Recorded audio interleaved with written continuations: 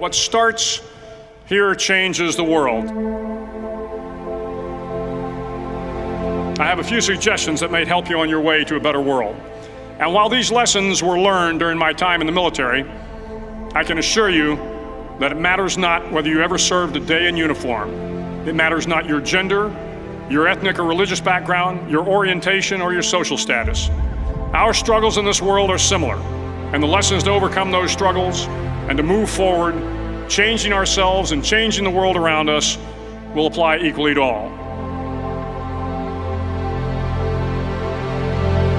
So here are the 10 lessons I learned from basic SEAL training that hopefully will be of value to you as you move forward in life. Every morning in SEAL training, my instructors, who at the time were all Vietnam veterans, would show up in my barracks room, and the first thing they'd do was inspect my bed. If you did it right, the corners would be square, the covers would be pulled tight, the pillow centered just under the headboard, and the extra blanket folded neatly at the foot of the rack. It was a simple task, mundane at best, but every morning we were required to make our bed to perfection. It seemed a little ridiculous at the time, particularly in light of the fact that we were aspiring to be real warriors, tough, battle-hardened SEALs. But the wisdom of this simple act has been proven to me many times over. If you make your bed every morning, you will have accomplished the first task of the day. It will give you a small sense of pride, and it will encourage you to do another task, and another, and another. And by the end of the day, that one task completed will have turned into many tasks completed.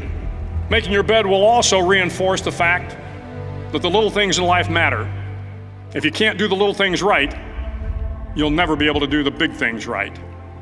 And if by chance you have a miserable day, you will come home to a bed that is made,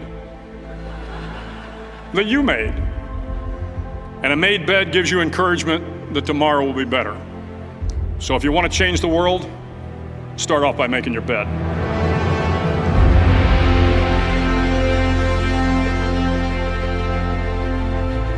During SEAL training, the students are all broken down into boat crews. Each crew is 7 students, 3 on each side of a small rubber boat, and 1 coxswain to help guide the dinghy. Every day, your boat crew forms up on the beach and is instructed to get through the surf zone and paddle several miles down the coast. In the winter, the surf off San Diego can get to be 8 to 10 feet high, and it is exceedingly difficult to paddle through the plunging surf unless everyone digs in. Every paddle must be synchronized to the stroke count of the coxswain. Everyone must exert equal effort, or the boat will turn against the wave and be unceremoniously dumped back on the beach. For the boat to make it to its destination, everyone must paddle. You can't change the world alone. You will need some help. And to truly get from your starting point to your destination takes friends, colleagues, the goodwill of strangers, and a strong coxswain to guide you. If you want to change the world, find someone to help you paddle. Over a few weeks of difficult training, my SEAL class, which started with 150 men, was down to just 42. There were now 6 boat crews of 7 men each. I was in the boat with the tall guys, but the best boat crew we had was made up of the little guys, the Munchkin crew, we called them. No one was over 5'5". The Munchkin boat crew had 1 American Indian, 1 African American, 1 Polish American, 1 Greek American, 1 Italian American, and 2 tough kids from the Midwest. They out-paddled, outran, and outswam all the other boat crews. The big men in the other boat crews would always make good-natured fun of the tiny little flippers the Munchkins put on their tiny little feet prior to every swim. But somehow these little guys from every corner of the nation and the world always had the last laugh, swimming faster than everyone and reaching the shore long before the rest of us. SEAL training was a great equalizer. Nothing mattered but your will to succeed, not your color, not your ethnic background, not your education, not your social status. If you want to change the world, measure a person by the size of their heart, not by the size of their flippers. Several times a week, the instructors would line up the class and do a uniform inspection. It was exceptionally thorough. Your hat had to be perfectly starched, your uniform immaculately pressed, your belt buckle shiny and void of any smudges. But it seemed that no matter how much effort you put into starching your hat or pressing your uniform or polishing your belt buckle, it just wasn't good enough. The instructors would find something wrong. For failing the uniform inspection, the student had to run, fully clothed, into the surf zone, then wet from head to toe, roll around on the beach until every part of your body was covered with sand. The effect was known as a sugar cookie. You stayed in the uniform the rest of the day, cold, wet, and sandy. There were many a student who just couldn't accept the fact that all their efforts were in vain, that no matter how hard they tried to get the uniform right, it went unappreciated. Those students didn't make it through training. Those students didn't understand the purpose of the drill. You were never going to succeed. You were never going to have a perfect uniform. The instructors weren't going to allow it. Sometimes, no matter how well you prepare or how well you perform, you still end up as a sugar cookie. It's just the way life is sometimes. If you want to change the world, get over being a sugar cookie and keep moving forward. Every day during training, you were challenged with multiple physical events, long runs, long swims, obstacle courses, hours of calisthenics, something designed to test your mettle. Every event had standards, times you had to meet. If you failed to meet those times, those standards, your name was posted on a list, and at the end of the day, those on the list were invited to a circus. A circus was 2 hours of additional calisthenics, designed to wear you down, to break your spirit, to force you to quit. No one wanted a circus. A circus meant that for that day, you didn't measure up. A circus meant more fatigue, and more fatigue meant that the following day would be more difficult and more circuses were likely. But at some time during SEAL training, everyone made the circus list. But an interesting thing happened to those who were constantly on the list. Over time, those students who did 2 hours of extra calisthenics got stronger and stronger. The pain of the circuses built inner strength and physical resiliency. Life is filled with circuses. You will fail. You will likely fail often. It will be painful. It will be discouraging. At times, it will test you to your very core. But if you want to change the world, don't be afraid of the circuses. At least twice a week, the trainees were required to run the obstacle course. The obstacle course contained 25 obstacles, including a 10-foot wall, a 30-foot cargo net, a barbed wire crawl, to name a few. But the most challenging obstacle was the slide for life. It had a 3-level, 30-foot tower at one end and a 1-level tower at the other. In between was a 200-foot long rope. You had to climb the 3-tiered tower, and once at the top, you grabbed the rope, swung underneath the rope, and pulled yourself hand over hand until you got to the other end. The record for the obstacle course had stood for years when my class began in 1977. The record seemed unbeatable until one day a student decided to go down the slide for life head first. Instead of swinging his body underneath the rope and inching his way down, he bravely mounted the top of the rope and thrust himself forward. It was a dangerous move, seemingly foolish and fraught with risk. Failure could mean injury and being dropped from the course. Without hesitation, the student slid down the rope perilously fast. Instead of several minutes, it only took him half that time.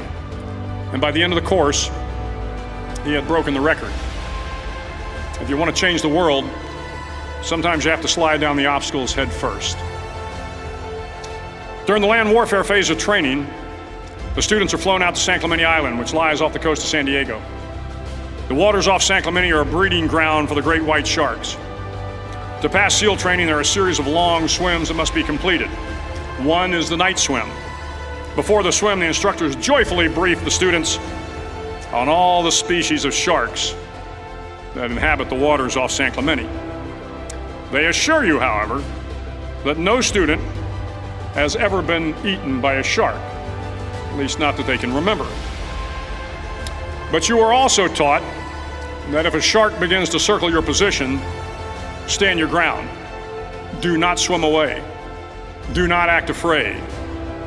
And if the shark, hungry for a midnight snack, darts towards you, then summons up all your strength and punch him in the snout, and he will turn and swim away.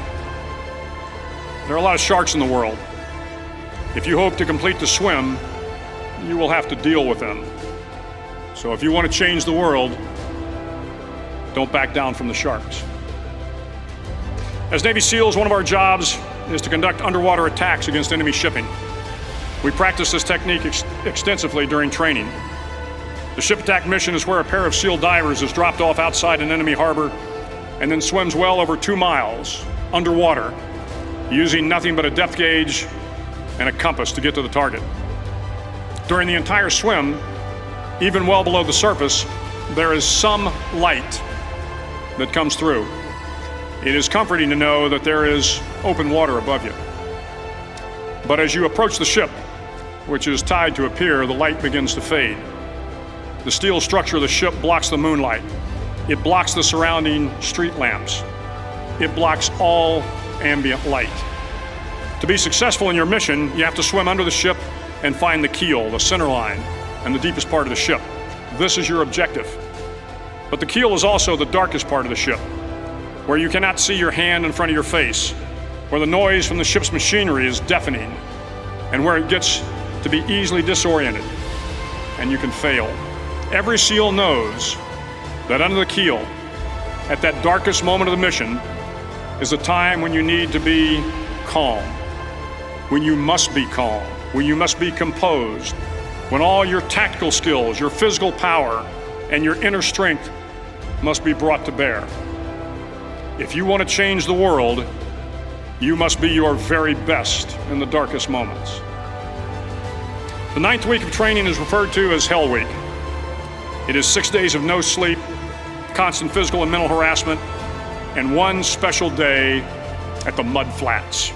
The Mud Flats are an area between San Diego and Tijuana where the water runs off and creates the Tijuana Sloughs, a swampy patch of terrain where the mud will engulf you. It is on Wednesday of Hell Week that you paddle down to the Mud Flats and spend the next 15 hours trying to survive this freezing cold, the howling wind, and the incessant pressure to quit from the instructors.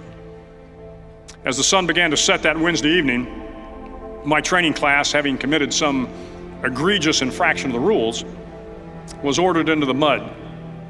The mud consumed each man till there was nothing visible but our heads. The instructors told us we could leave the mud if only 5 men would quit. Only 5 men, just 5 men, and we could get out of the oppressive cold. Looking around the mud flat, it was apparent that some students were about to give up. It was still over 8 hours till the sun came up. 8 more hours of bone-chilling cold. The chattering teeth and the shivering moans of the trainees were so loud, it was hard to hear anything. And then one voice began to echo through the night. One voice raised in song. The song was terribly out of tune, but sung with great enthusiasm. One voice became 2, and 2 became 3, and before long, everyone in the class was singing. The instructors threatened us with more time in the mud if we kept up the singing, but the singing persisted, and somehow the mud seemed a little warmer, and the wind a little tamer, and the dawn not so far away. If I have learned anything in my time traveling the world, it is the power of hope. The power of one person, a Washington, a Lincoln, King, Mandela, and even a young girl from Pakistan, Malala. One person can change the world by giving people hope. So if you want to change the world, start singing when you're up to your neck in mud. Finally, in SEAL training, there's a bell. A brass bell that hangs in the center of the compound for all the students to see. All you have to do to quit is ring the bell. Ring the bell, and you no longer have to wake up at 5 o'clock. Ring the bell, and you no longer have to be in the freezing cold swims. Ring the bell, and you no longer have to do the runs, the obstacle course, the PT, and you no longer have to endure the hardships of training. All you have to do is ring the bell to get out. If you want to change the world, don't ever ring the bell. It will not be easy. Start each day with a task completed. Find someone to help you through life. Respect everyone. Know that life is not fair and that you will fail often. But if you take some risks, step up when the times are the toughest, face down the bullies, lift up the downtrodden, and never, ever give up. If you do these things, the next generation and the generations that follow will live in a world far better than the one we have today. And what started here will indeed have changed the world for the better. Thank you very much.